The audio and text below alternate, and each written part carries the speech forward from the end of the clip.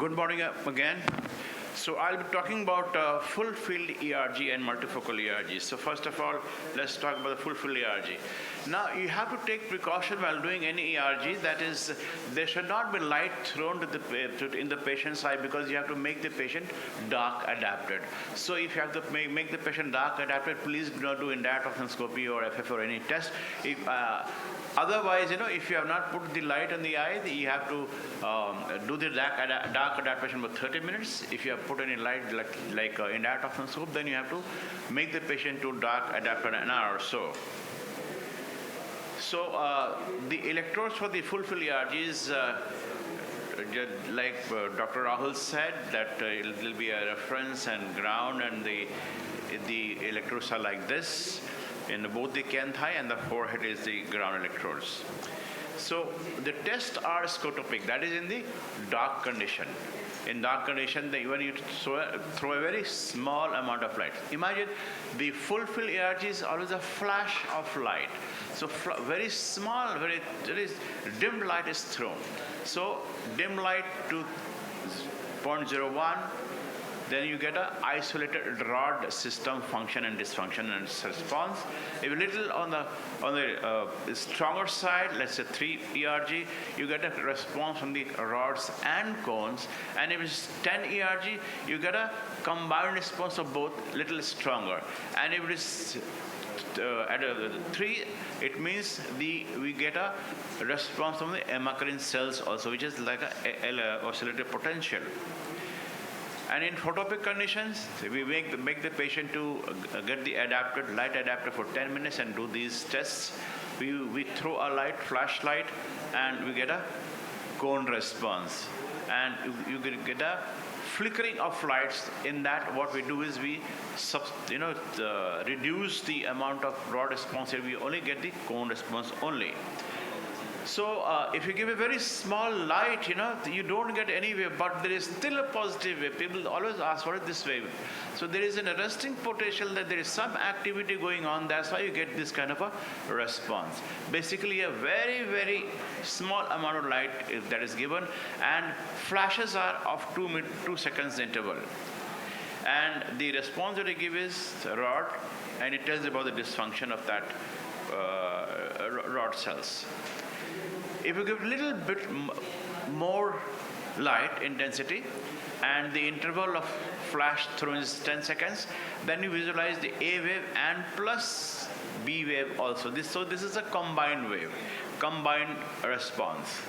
Little harder, little stronger, that is, you give a 10 cannula and the interval should be 10 seconds, then you get a wave and B wave with oscillator potentials. Oscillator potentials, if you want to see only oscillator potential, that is from the bipolar cells, hemacrine bipolar cells, then the interval has to be 15 seconds.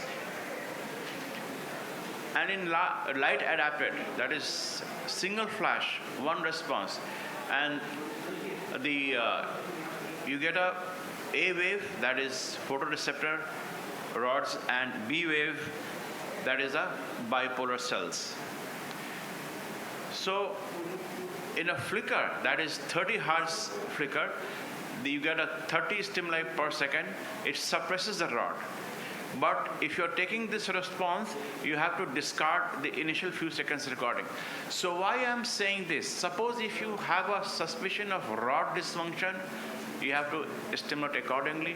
Cone dysfunction, you have to stimulate accordingly. If you are only looking for if there is any problem in the cone or not, you do the test accordingly. So these are the responses that you get from different tests. So A wave, like Dr. Rahul said, that is a negative wave, originates from the photoreceptor. B wave is a positive wave, arises from the Muller cells and bipolar cells. And to get any kind of response that full-field is defective, at least 20% is necessary for the ERG changes. So 20% should have been damaged.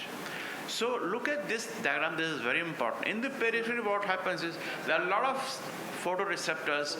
These photoreceptors come to little less bipolar cells, and then they come and join little less amount of ganglion cells. Unlike macular area, where you have a bipolar cells, we have a photoreceptor cells, and almost same amount goes to the same amount of bipolar cells and then same amount of ganglion cells. So the central part is quite dense in photoreceptors, dense in bipolar cells and ganglion cells as well. But then you'll have to differentiate. So if you want to take the central thing, you go for a pattern ERG, or you can go for the multifocal ERG and part of the full-field ERG. So these are the normal responses of full-field ERG. Suppose this is normal, and suppose if you have some problem like CRVO. So in CRVO, the rods are functioning well. So we'll get a response of minus the negative A wave, but you don't get a good response of the bipolar cells and bipolar cells. So you have got a dysfunction of the cone. So even in the oscillator potential and the 30 Hz flicker, you have a less response. If there is a cone dystrophy, what do you expect? You expect that the A wave should be normal, and there is no response of the bipolar cells. There is no response of the amacrine cells. So you get a flat ERG. The negative ERGs nowadays is considered very important. The B wave has not even reached the hemorrhage. You will not know after the clearing the vitreous hemorrhage whether the patient will get the full good vision or not. So these are the tests that are very important for this. And especially nowadays, a lot of people are going for hydrochloroquine and chloroquine for different diseases, even arthritis people are taking, and the patient says that he is not seeing anything. So you have to go for a full-field ERG and multifocal ERG. In multifocal ERG is a relatively newer thing, and it basically takes care of the central position, that is 0 degree to 36 to 40 degree, almost goes to near mid-periphery. And it is basically the cone-driven response, and it tells you the health of the fovea center, parafovea, and near peripheral photopic retina. So what is the difference between the full-field ERG and multifocal ERG? In full-field ERG, you have to have a bowl, and flash of light comes from the bowl. And multifocal ERG, there's a screen. The checkers board are there, it keeps on flickering. And then recovery, when you see the response, you see the waves in the full-field ERG, but in multifocal ERG, you get a topographic representation. And these, the checkers board can be from 61 to 103 hexagonal arrays. And it is not the individual wave you see. It is a total summation, mathematical summations, and it tells you that ultimately what is the function of the ERG, of the retina. So for multifocal ERG, this is the way you go for electrodes, and it provides a high resolution spatial and temporal information from the retina. Frame changes are for every 13.3 milliseconds, that comes to approximately 75 Hertz, and the CRT monitor device to deliver the multifocal stimulation. So this is the type of stimulation that we get.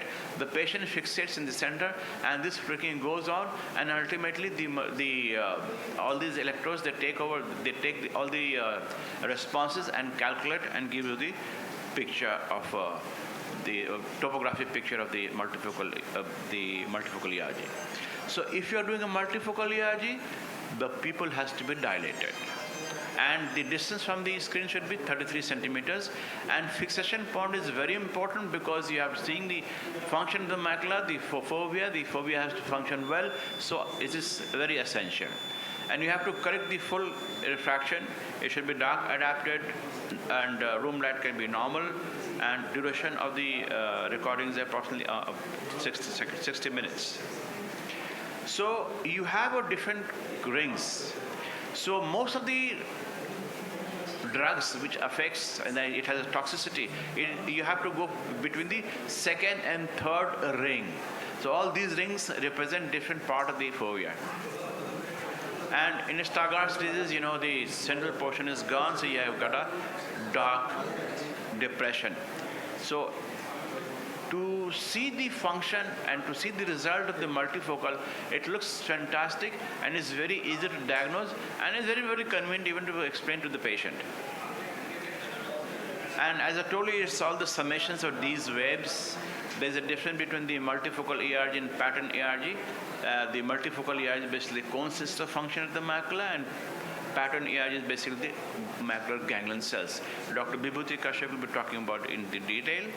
And we do it for macular dystrophies, central serous retinopathy, drug toxicity, inflammatory conditions. Dr. Vibhuti has already talked about all these. So in case where you want to fixate the eye, when the fixation is important, in that case, the pupil should not be dilated, the refraction should be done properly, and the patient should have good vision. If the patient does not have a good vision, instead of go for the VEP. Dr. Didi will be talking about all this. So Dr. Vibhuti Bhushan has talked about all investigations to be done in which cases, and the diseases that is required these investigations. So beautiful topographic representation of multifocal ERG makes it very easy to understand and give consent and give advice to the patient. Thank you very much.